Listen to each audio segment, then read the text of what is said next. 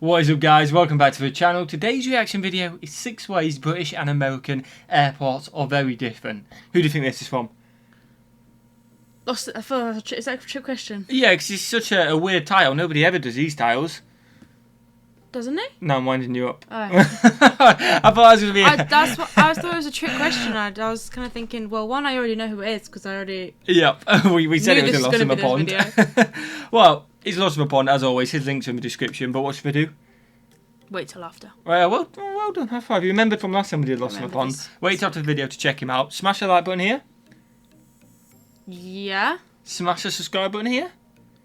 Yeah, I feel like you're trying to get me caught out. I'm just seeing if you agree. I do agree. Smash that like button, guys. Smash that subscribe button. 6 ways British and American airports are very different. Going to be interesting, I guess. Well, it should be. Should be. Hopefully, lots of fun We've been videos. to it both. We've been to airports. We've been to one in America, but only not too much time. Only one. I didn't really notice too many differences. It'll be interesting to see what Lawrence says. Mainly just the size. Yeah, probably just the size. But we have quite a few big.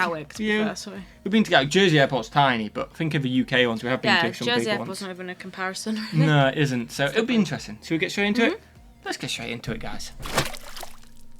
Hello, I'm Lawrence and I'm on a quest to uncover all of the memos that Britain and America lost in the pond, and one of those memos pertains to airports. As a frequently flying YouTube sensation, I have been to my fair share of countries, including America, Britain, France, that's it. And during one of those recent holidays/vacations, I caught myself musing at some of the differences between British and American airports. And today I'm going to answer which country has the biggest airports, the busiest airports, and the worst security, as well as plenty of other.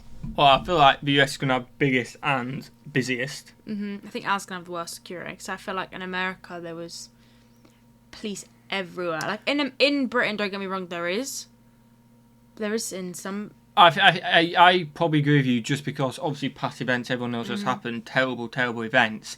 I feel like the UK are also obviously aware of it and stuff like that, and they do their best. I feel like because it was US, it hits different, if that makes sense. So it's like, nah, won't happen again, full security. And it may have been a New York thing. Potentially, because it was New York Airport we went to. But I just felt like the whole security side of things was a lot more intense than...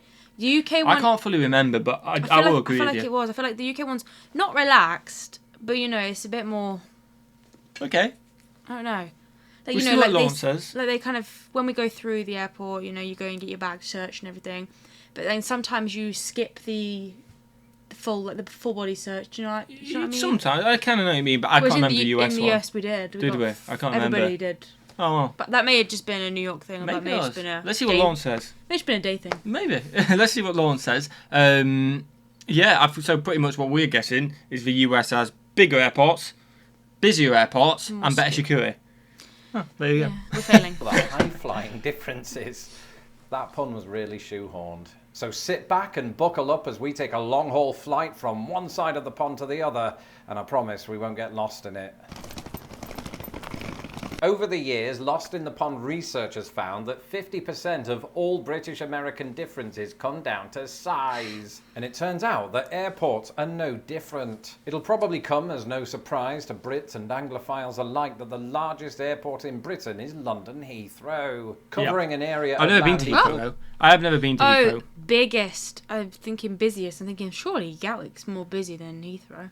I suppose they're equal, to be fair. I don't know the answer, but my logic would be it's a bigger airport, so probably busier. I've always just assumed Gatwick was the main London airport, I think they're just both busy. I feel like maybe it's just because Jersey only flies to certain airports. Maybe it's just that Jersey more frequently flies to Gatwick. Yes, you hear about it more. Probably. I don't know, we'll find out. To about 4.74 square miles, London Heathrow is absolutely massive by British standards. You see, the United States boasts several airports that absolutely dwarf Heathrow, with 5 of the top 7 largest airports on Earth located right here in the brave new world. Nobody calls it that anymore. And the largest of these, and second largest in the entire world, is not LAX or JFK or O'Hare. It is Denver International Airport. And I've been to Denver International Airport, and I can confirm it's a lot of buildings between the interterminal trains, golf carts, and and wheelbarrows. It took me about 8 hours just to find my luggage. But all of this talk of excessive land use got me thinking, does the size of an airport inform how busy it is? Ooh, we'll find out. Well, in Heathrow's case, yes. It probably comes you as... see. Heathrow. I mean, I would have no clue. You're right. Yeah, I just hate you being right. I mean, I was just guessing, to be fair. No surprise to anybody that as the largest airport in the UK, Heathrow is easily the busiest. With pre-pandemic numbers of roughly 80 million annual passengers, Heathrow services almost twice the amount of the second busiest airport in the UK. That's London Gatwick. But when looking at 2019's pre-pandemic rankings, the top 10 is absolutely dominated by airports in the United States. Back then, 4 American airports featured in the world's top 10. I want to know what the X stands for. Obviously, I'm guessing LAX. The L and the A stand for Los Angeles. Yep. But I want to know what the X stands for. Let us know in the comments. I've been always wondering. I mean, you could just Google it myself. We're not going to do that here. But, yeah. Let us know in the comments. Just know what the X means. I'm not going to Google it. We're going to be lazy. And we're going to get a lot of comments saying, you could just Google it, but... No, we don't want to. We want to know about you, legends. Advice. We want to know about you, legends. So let us know in the comments. It's not really advice, but... 2021, amid the ongoing effects of the COVID-19 pandemic, the United States accounted for a whopping 80% of the top 10. And when we think of the busiest airports in the United States, those in Los Angeles, New York, and Chicago probably spring to mind soonest. But in pre-pandemic times, having handled more than 110 million annual passengers, Atlanta International Airport was not only the busiest in the United States. That doesn't actually surprise me.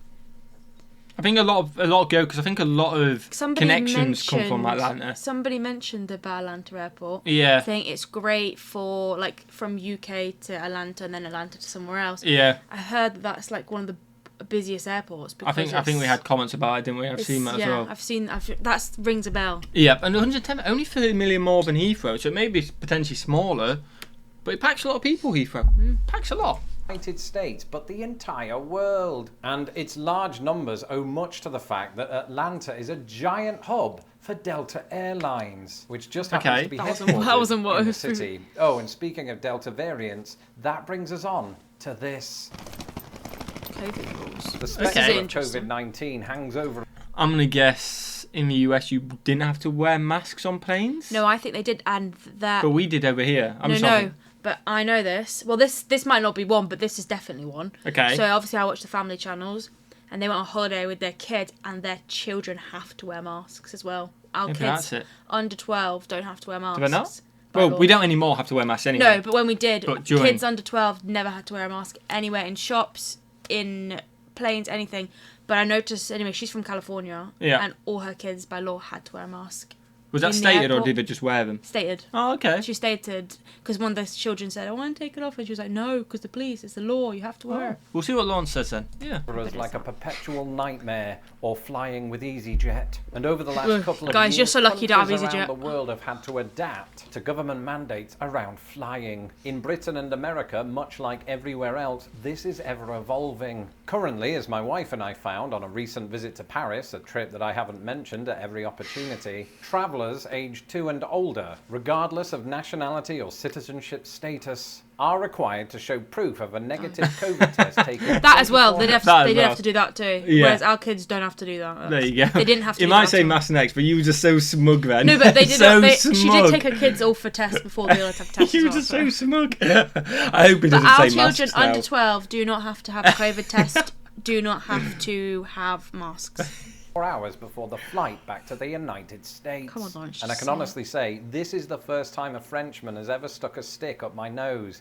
or anywhere else for that matter. Currently, entering the UK is a little bit different. Gone are the days of those 14-day quarantine periods. According to the UK government's website, once entering the United Kingdom, be it England, Scotland, Wales, or Northern Ireland, you do not need to complete a passenger locator form, show proof of vaccination status, or take any pre-departure or post-arrival tests. And then something about how the UK government has recommended taking well-known COVID precautions. Of course, all of this COVID malarkey is the last thing you want to think about, especially when you have to navigate this.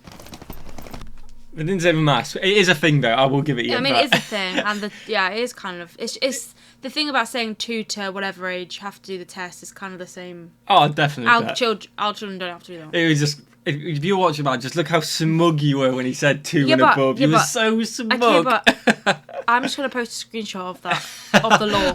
We believe you. It was just you were so smug. Yeah, but it's true. People like to say that airport security is just all theatre, but as somebody who once worked in the theatre, I can tell you that airport security has painfully little understanding of improv and Stanislavski. And from one side of the pond to the other, there are some subtle and not so subtle differences in how security operations operate. Worldwide, actually. Yeah, because everyone puts it through the scanners. Do they put them in the trays, though? Yeah. Oh, that's cool. Yeah. For instance, in the United States, passengers are still required to remove their shoes before going through that security. Oh, we're not. You don't have to. This is normally not the case when flying. I have heard that before. I know we're pausing those, but I've heard actually that before. Did I take mine off in New York? I think it was like a meme. It was like how to know you're someone's American, and it was never take the shoes off walking through. I think I saw a meme. Something like that. Yeah. We don't have to unless you're wearing boots. They ask you to take them off. Or if you've got something metal on them. Yeah. They say if you've got anything metal on your shoes, you say no, and you can walk through them. Yeah. Flying from or within the United Kingdom, though they might ask you to remove footwear if it causes the security detector thing to go off. And then there's liquids, right? You're allowed to take liquids as part of your hand luggage, so long as it doesn't exceed a certain amount. And that amount is exactly the same whether you're flying from Britain or America. And I know what you're thinking, ooh, Lawrence, this video is about differences, not similarities. Well, as is often the case when it comes to Britain and America, the difference lies in the unit of measurement. In Britain, we say no more than 100 millilitres, and this equates to the US mandate of 3.4 ounces. There you and go. then there's pre-check. Pre-check sounds so quintessentially American it couldn't possibly exist in Britain. But what is pre-check? Pre-check, or TSA pre-check to give it its full name, is only a feature of the United States. Following a background check, fingerprinting, and paying a fee of $85. We didn't pay the fee, but maybe we paid the fee already and now... I didn't know there was a fee. No, but the fingerprinting and the photo taking when we entered New York. Yeah, we had to do that. Thumbprint, photo take, don't smile. Any of the UK... I don't think we even went through a security when we got off the plane back into England. No, you just walk back in, don't you? Just walk back in. Walk through, have a nice... But I suppose if you're from America, you wouldn't do the thumbprint every time. No, it's like when we were in the queue in New York, we were in the abroad, like, international line, and there was a new US line, they just walked straight through. Yeah, exactly. Pre-check passengers get an expedited security process in which, shock horror, they don't have to take off their shoes. Though in my experience, far too many of them do once they get on the plane. And while British Airways does participate in this program at US airports, pre-check is not available in Britain. Oh, and speaking of British Airways, that brings us on to this. Airlines. It goes without saying that British... We should have guessed that one. There's probably big differences American in there. Airlines. No EasyJet, I don't think. Maybe Ryanair? Oh, actually, no. I guess no Ryanair. I think the only one that we have is Norwegian and British Airways. And Virgin. I think Virgin. And Emirates. And Qatar. They probably have a lot of the big ones. Yeah, we have Qatar. I'm pretty sure. There's probably a lot of big ones. We used to have Flybe, but they went bust. They don't have Flybe anymore. Do they have Flybe? Do you have Flybe? I don't think they have Flybe. We used to have Flybe. Going to say, yeah, we used to have it. We actually used to call it Fly maybe because Blue Islands. It didn't fly. Fly Blue Islands is like a Jersey thing, though. Exactly. Oh, right, yeah. I thought we were neighbours, stuff what they did have. Oh, yeah. So you're tired today, aren't you? Yeah. They have American Airlines, they have Delta Airlines, they have United. Okay, do we not have that? Nope. There you go. No. I don't know. I don't think so. No, United. Let's see what Lawrence says. He might say United as well. Hold up. American airports are populated by notably different airlines. The big one in Britain, and one that you may well use if you're travelling between Britain and the United States or vice versa, is British Airways. Which, by the way, you don't use British Airways. We use British Airways to travel to New York. The food was awful. Yeah, but plain food's awful anywhere. Because it's all heated up. It's already... I bet it's not on the Emirates. I feel like even like plated. business class, there's only so much you can do with heated up food. Yes, it may be a heated up steak instead of heated up chicken, but you know what I mean? There's only so much you can do. Yeah, it was gross. I was expecting better.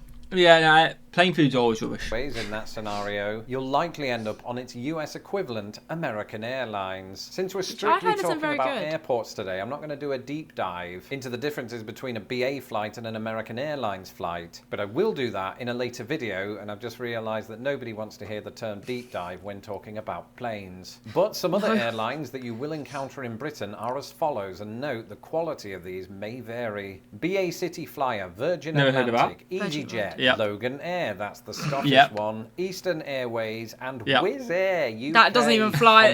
Right, Wizz Air is like... Oh, it came to Jersey once but never flew. Right, so basically every person I've ever known that flies with Wizz Air has had their flight cancelled or changed. Yeah, but that's only because, basically, what happened was they announced they were doing Jersey flights, so everyone booked on because it was cheaper flights from Jersey to England. Then they just cancelled all the Jersey flights. But they cancelled them all because there weren't enough interest. I'm sure if you booked it in England to a different country, it wouldn't be cancelled. I don't know. I don't heard good things about Wizz. It was only the Jersey ones they cancelled. It's a flight name called Wizz. It doesn't sound... It's Hungarian. I'm pretty sure it's Hungarian, yeah. It's just not English? No, I'm pretty sure it's a Hungarian airline. Oh, that's New York. I may have made that up, but I'm pretty sure it is. There are many. In addition to American Airlines, you have United, Southwest, Alaska, JetBlue, Frontier, Delta, Allegiant Air, and Hawaii Airlines. No, Jet2. Jet2, that's it.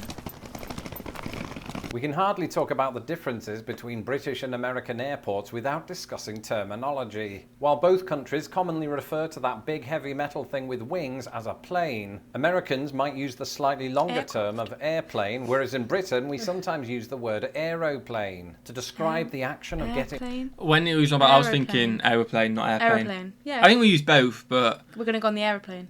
You getting on the airplane, mate? I don't think I say airplane. Airplane.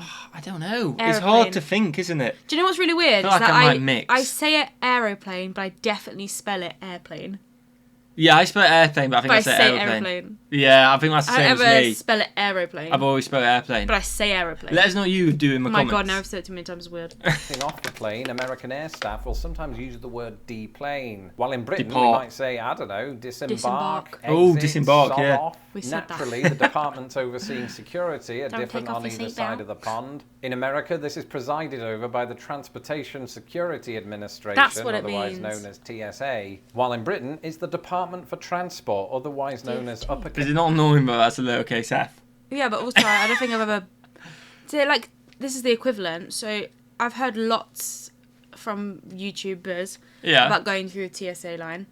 I've never heard anyone in England say I'm going for the DF2. Yeah, I think we just say we're leaving. Yeah, we just don't. I got a feeling he's just accidentally not put a capital F in the video. No, or it's a 4. You know, like, it's like D4T. Well, I hope it is. Because like, then it's lowercase. I hope it is lowercase like that. Just because I just find it so annoying, innit? Which I like. Irritating. Case D, lowercase f, uppercase T, which is bloody it mouthful. And you know those horizontal conveyor belts that get you through the airport more quickly? Well, both countries might refer to this as a people mover, but in Britain I've also heard it referred to as a moving walkway, and in America, a moving sidewalk. And when it comes to our suitcases and bags, I just call it an escalator. I think like Travelator or something for some reason in my head. Yeah, because like in the shops with the ones where you put the trolleys on, they're called Travelators, aren't you? That's pretty much the same thing, but moves across. That's probably where I've got it from. Yeah, this video is a long one, so I hope you guys enjoy it. I don't ever go on those things because I can beat them by walking. Yeah, but I walk on them. Yeah, but I can beat people by walking normally. If they're walking on it, you can't. If you walk on it, it's twice as fast. Yeah, but not if you get a slowie in front of you that doesn't walk. Oh yeah, it depends. If you've got like an old granny or something, you go round. If there's no old granny, boom, straight through. You've got to judge it before you get on it. Refer to the collective as luggage and sometimes baggage, and Americans more likely baggage but sometimes luggage. And that's it. Just We've luggage, reached I'd our say. final destination. Thankfully, not like in the films. But then we would say we're going to the baggage reclaim. It's a baggage reclaim. Oh no, luggage reclaim. I mean, it's the signs of a baggage reclaim. But I would say to you, if like let's say I was going to the toilet, I went, oh, can you stand by the luggage or something like that? Or have you got your luggage or your bags? Bags I or feel luggage? like you'd say go stand by the suitcase. I've definitely said luggage before. 100%. Weird word. The comments below if you've experienced airports in both countries. I'm Lawrence Brown. You can follow me. We've got a lot of opinions this video. Oh yeah, we have. It's been so long. Like, we are very tired today, aren't we? And we just talk. So so long. So long. Hope you guys have enjoyed it. If you have, smash that like button, smash that subscribe button. Check Lawrence out. His link's in the description. And what else should we do? Have a fantastic day. Oh, I thought you were going to just waffle off some things. Oh. We are very tired today. Have a fantastic day. like, subscribe. Check out the link below for... Say anything. Anything. For wedding. Okay, there you go. I don't think it's in the description, though. I don't think it's in those descriptions. But check our community tab out. There's a wedding post on there. I don't think it's in the description, actually. Yeah, check out the community post if you want. Oh, it's been a shambles. Have a fantastic day, guys. And we'll see you legends in the next one. And I'll let you say peace. Peace.